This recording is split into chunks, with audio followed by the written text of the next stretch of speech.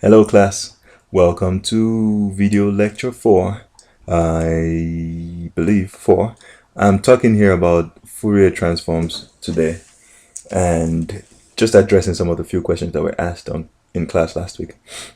And I also wanted to show you one or two integrations that I think will be useful for you guys.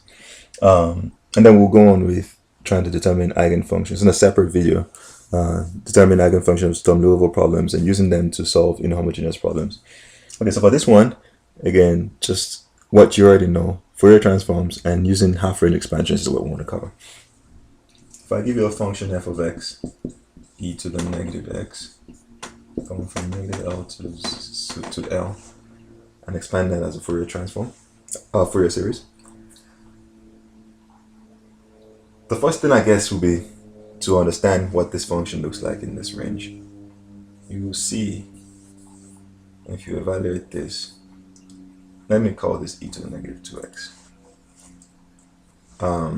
Call this e to the 2x and e to the negative 2x, and you see why I'm doing that. For x less than 0 and for x greater than 0. See, if I had a negative number in here, my exponential is negative. If I had a negative number in here, this absolute is positive, and my exponential again is negative, so it works out perfectly. If I had a positive number here, my exponential is negative. If I put that positive in here, my exponential still stays negative, so again, it works out. Okay, so this function can be expressed as this, same thing. What we're looking for is an expansion that looks like this, the Fourier series expansion.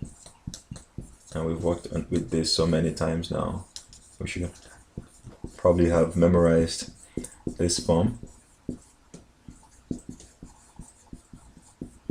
Sine n pi x over L and cosine n pi over L are orthogonal set of functions. To determine this a0 over 2, we use the orthogonality trick. a0 equals 1 over L, negative L to L f of x dx, where this is just the inner product of f of x with 1 divided by the norm. Again, since we know this is in two parts, we can split our integral into two integrals.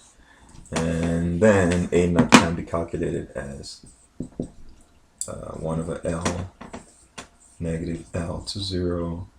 What was that function? E to the 2x dx plus 0 to L e to the negative 2x dx.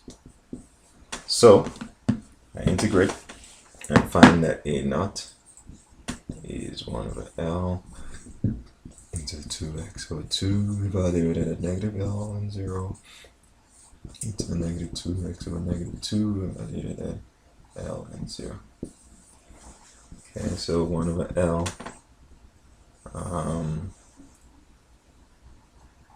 e to the 0 is 1 minus e to the negative 2L over 2 plus e to the negative 2L minus 1 over negative 2. Okay, so we have an easy form here. A naught is 1 minus negative 1, that's 2. Negative this, negative that is negative 2. E to the negative 2L divided by 2. Okay, or if you prefer, we'll just write that as 1 minus e to the negative 2L. So a naught is 1 minus e to the negative 2L. The other coefficients a n are determined in a similar manner. F of x dx, or cosine n pi x over L dx. Before we go on with this, well, I'll split it on real quick. This can then be written as, just like we did before, e to the 2x cosine n pi x over L dx plus 0 to L e to the negative 2x cosine n pi x over L dx. Okay, This is a messy integral to do if you're doing integration by parts. Rather than doing that, you can identify, you can try this on your own and see how long it'll take you to get to the same answer I'm trying to get. Remember the Euler formula, e to the ix equals cosine x plus I sine x. So I can evaluate the real part of e to the ix, and that's just going to be this part, the real part of this function.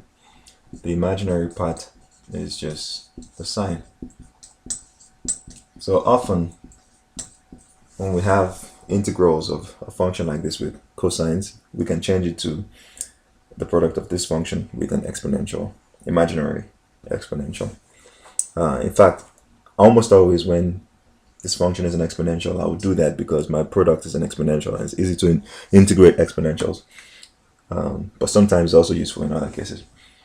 So we'll use that trick in this case to evaluate this integral and write an as 1 over L, the real part of negative L0 e to the 2x e to the in pi x over L dx plus 0 to L e to the negative 2x e to the I n pi x over L dx.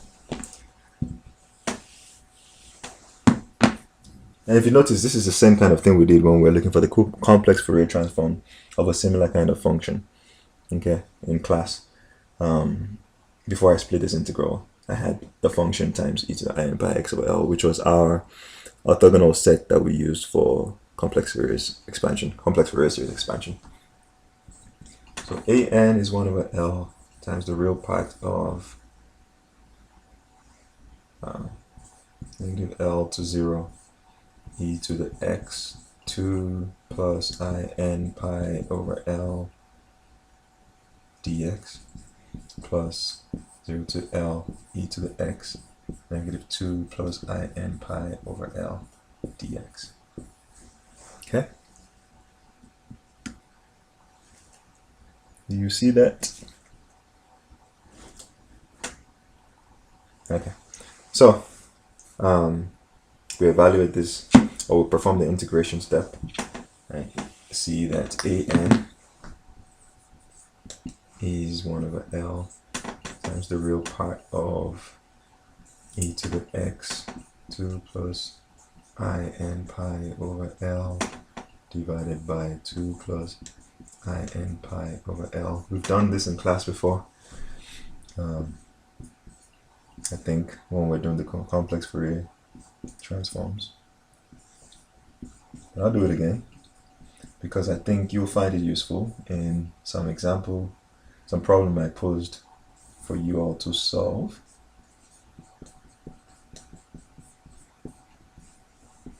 Zero to L. Okay. So an is 1 over L, the real part of, evaluate this at 0, I get 1. Evaluate this at negative L, I get e to the negative L 2 plus I n pi over L divided by 2 plus I n pi over L. And that 2, evaluate this as L, at L, it's e to the L negative 2 plus I n pi over L. Evaluated at 0 is 1, negative 1. 2 plus I n pi over L. Okay, sorry. So, all we need to do now is just to group the terms. And for convenience, I'll rewrite this one as e to the negative L 2 minus I n pi over L. I just want this e to the negative L to match this so I can group things easier. Okay, if I do that, find the lowest common multiple of these two fractions, I get an equals 1 over L, the real part of 4 plus n squared pi squared over L squared. Right? Should have been 4 minus I squared n squared pi squared over L squared, but I squared is -1. And then on the top, that's gonna be a messy top right there. Let's do it this way. Bring this down just a little bit more. 4 plus n squared pi squared over L squared. For the top, I do this divided by this. Sorry, this divided by this, which is this, multiplied by the top. I get -2 plus I n pi over L. Okay. Okay. Minus e to the -L, 2 plus I n pi over L. Okay. And then on this side, actually, even before going through this, why am I making this so difficult? Okay, let's just put a minus here and pull that negative out instead. Okay, still the same thing. -2 minus I n pi over L is the same thing as this. Okay, so this is times 2 minus I n pi over L. And this negative sign makes this plus. Okay. And on this side I have 2 plus I n pi over L times e, and there's a plus sign here, times e to the L, negative L, 2 minus I n pi over L, plus this times this, which is negative, minus 2 plus I n pi over L. Okay, so all we now have to do is group terms and cancel out. This here goes with this here, and I have -4, -4. This here cancels with this here, in minus in, that's 0. And then I have, oh, that's not fun. Well, okay, there's a trick I think we can play here. I should have done that before grouping, but that's fine. We'll do it after. -4 plus e to the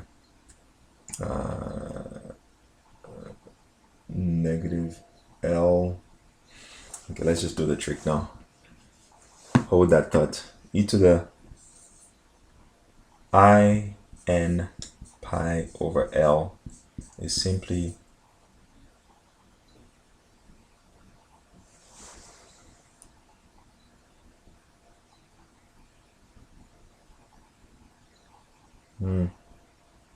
it's not working as I thought. There we go. Okay. Cosine n pi. Oh, so I see what I'm doing wrong. Okay. If I write that function there, e to the -L, 2 plus I n pi over L is the same thing as e to the -2L times e to the -I n pi. There you go. Okay. And e to the -I n pi is simply cosine n pi minus I sine n pi.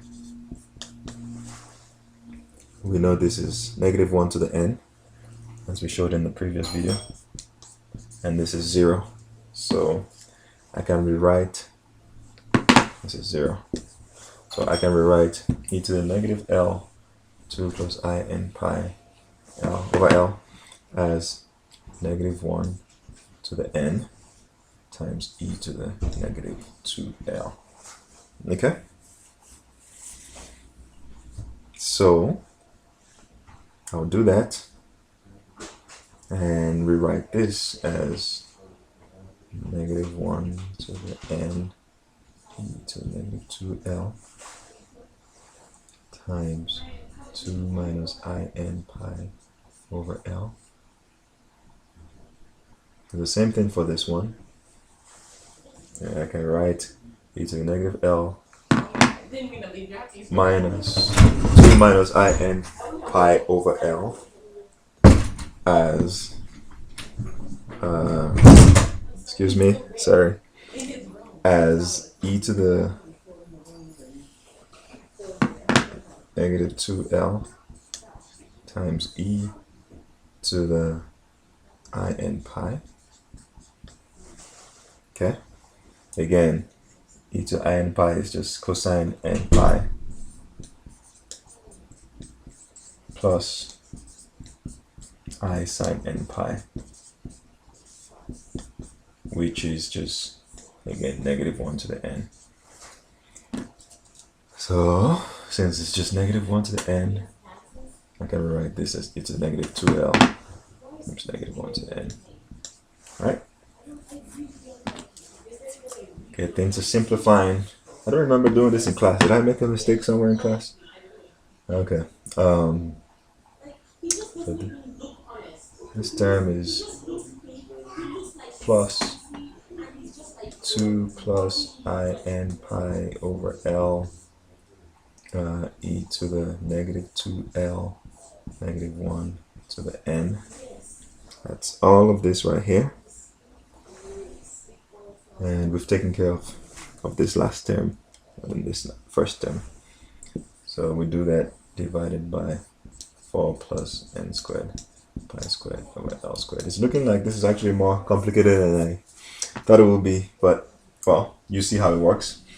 If you prefer integration by parts, go for it. an then is 1 over l. I can't believe I have to do this twice for the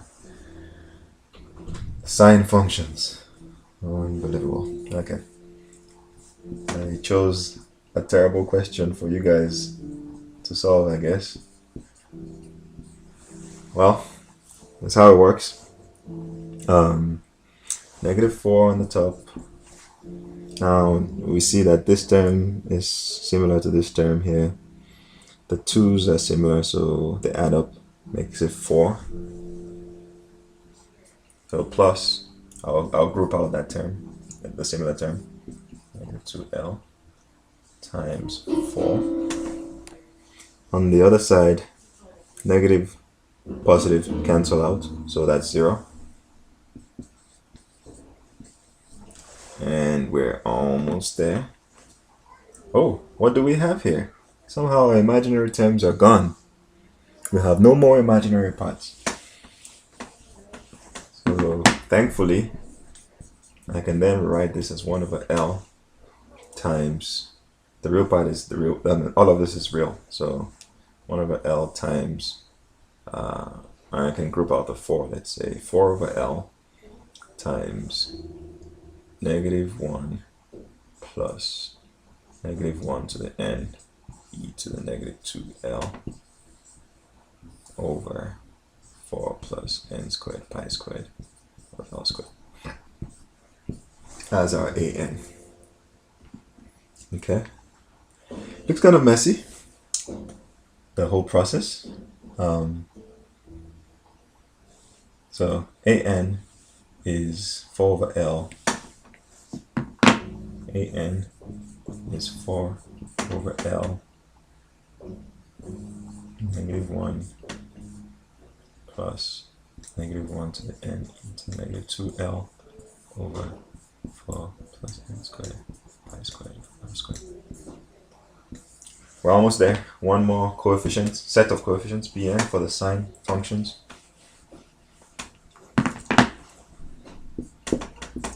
This one I'll go by quickly.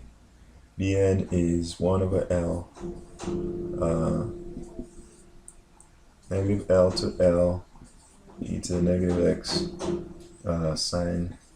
Actually, we are lucky here. We are lucky. turns out that this is an even function, as you can see. It should be negative 2x. And this is an odd function, so the product is an odd function, right? So that this integral is 0. Whew, so we don't have to go through that mess. But if we wanted to go through that mess, I'll just highlight how you do it for a different case, just like before, or with the cosine case. All right, it says Bn equals 1 over L times the imaginary part of negative L to 0 e to negative 2, or rather 2x sine n pi x over L plus the one from 0 to L of e to the negative 2x sine n pi x over L. Actually, okay, and when you do that, you can rewrite that imaginary term. I mean, I'm being silly here. This should be e to the I n pi x over L. Okay. Otherwise, what's the imaginary part we're talking about? And this is after we've used the Euler formula. Okay. So then you just go ahead and evaluate the integral like we did. Oh, okay. So this integral is the same thing as what we did earlier. This is great. This integral is the same thing as what we did earlier. And we ended up with Bn. Okay, so we can go ahead and evaluate this actually. Imaginary part of, was it negative 4 plus negative 1n e to the negative 2l times 4 over this. And as you can see, this has no imaginary part. Right? So the imaginary part is 0. Right? So that confirms again that this is an odd function. You should get 0. So we're lucky here. And our expansion is f of x equals 1 minus e minus 2l over 2 plus summation of n equals 1 to infinity 4 over l negative 1 plus negative 1 n e minus 2l over 4 plus n squared pi squared over l squared times the cosine n pi x over l. Okay, so that's our Fourier series expansion. This example again will be useful for the questions I posed for you guys to solve. I wrote it as e to negative 2x just so that you guys can do a little bit of work in determining the appropriate integrals, but just remember exactly how to go through this has been shown to you.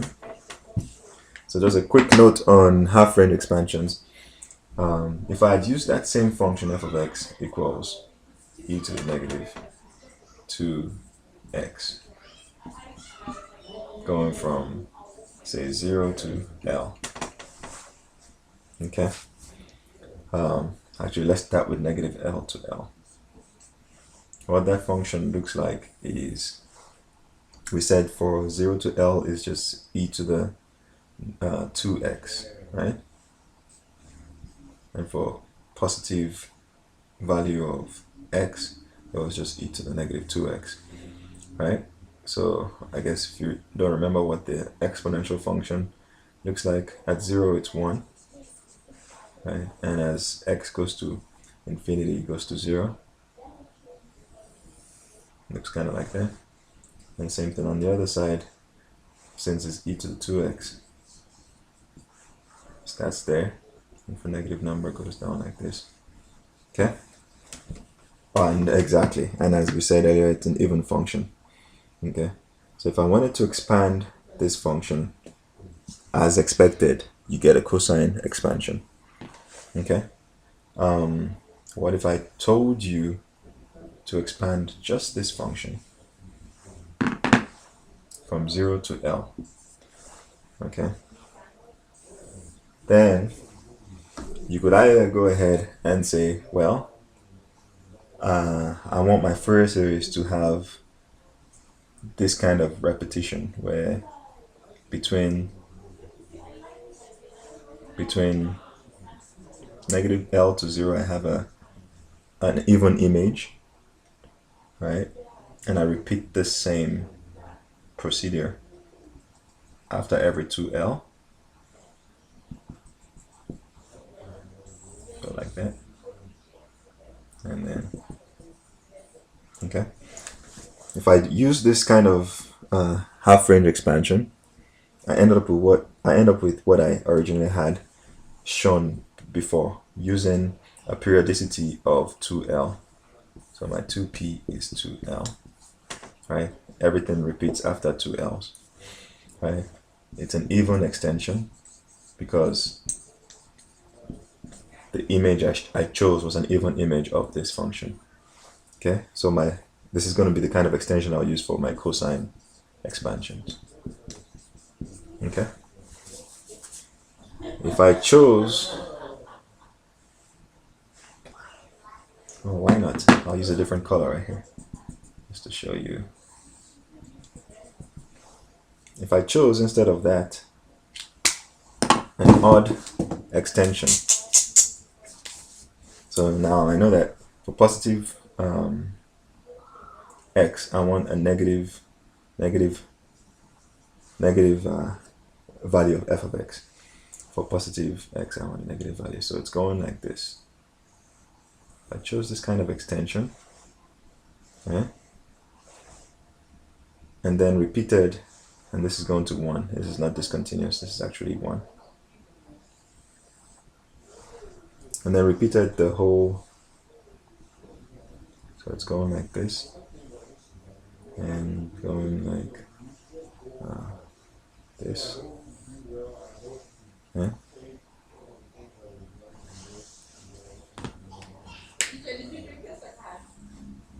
If I chose this kind of extension, right, so if I chose this function, again, I have a periodicity of 2L. Everything's been repeated after 2L. My P is still L, but now I have an odd extension. And I use sine n pi x over L as my expansions. Okay, so as an example, if I wanted to expand in terms of cosine, I will say f of x, I'll say f of x is a0 over 2 plus summation of the cosine terms. And now my a0 will be defined as 1 over L, just like before, negative L f of x dx, because my period is still L. Okay, but now I know that it's an even extension, so I can rewrite this as 2 over L 0 to L f of x dx. Okay, because f of x has been has been expanded as an even function. Okay, so this is the integral you perform. This is in your textbook. If I wanted to use an odd extension, what I'll do instead is write f of x as summation of n equals 1 to infinity bn sine n pi x over L. And my bn will be defined as negative L, 1 over L, negative L to L f of x sine n pi x over L. And since f of x is an odd extension, and this is an odd function, the product is an even function, so I can do the same kind of thing and say this is 2 over L, 0 L, f of x sine n pi x over L dx. Again, notice this doesn't change. I still stick with the same L because my periodicity is 2L. Let's just stick with the same L. Same as with the, forgot to write the A ends, ended up being Same idea, 2 over L, 0 to L, f of x cosine n pi x over L dx. Because f was even, this is even, and the product is even. Okay. Okay, remember that. I'll do one more, explain one more. Before I explain that, I'll show you how you set that up if you wanted to find such an expansion. So for even expansion,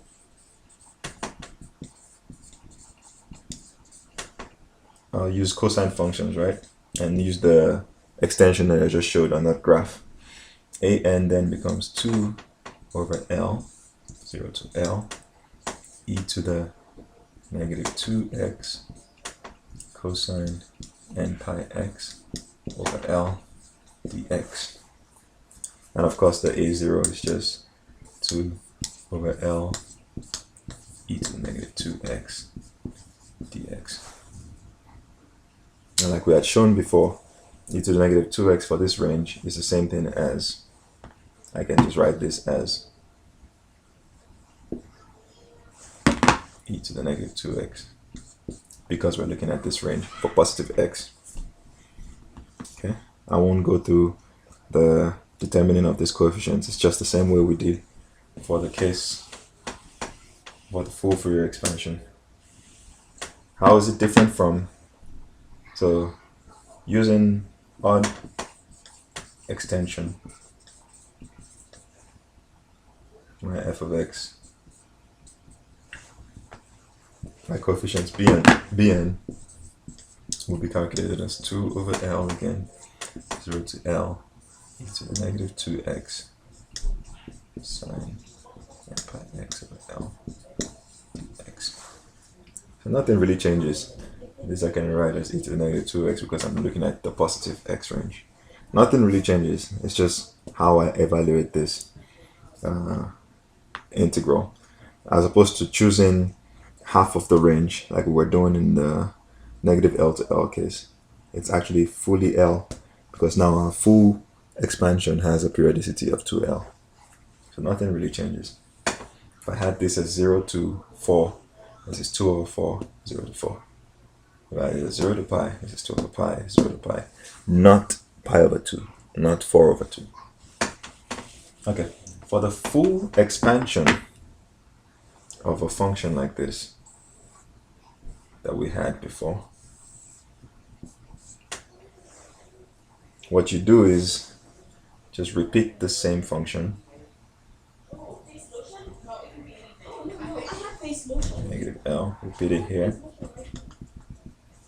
2L, repeat it here, negative 2L. And now we have a function with a natural periodicity of what? Of L. So in this case, 2p equals L. This is the only different case. Initially, for the sines and the cosines, cosine expansions, 2p was 2L. For this expansion, 2p equals L, because our natural periodicity is L. So just like before, everything else stays the same. Our expansion is f of x equals a naught over 2 plus summation of the cosine terms and the sine terms. But now our an is calculated 1 over p, which is now L over 2. So L, so 2 over L, going from, it was meant to be negative p to p, right? But our p is L over 2 because we said 2p equals L. Our p is L over 2, so it's going to be going from L over 2 of the function cosine pi x. Okay, hope that makes sense. I don't want to do it for this integral because long, or function rather, it's a long process. And the bn is the same thing. Bn equals 2 over L, same limits but with sine functions. I can try for an easier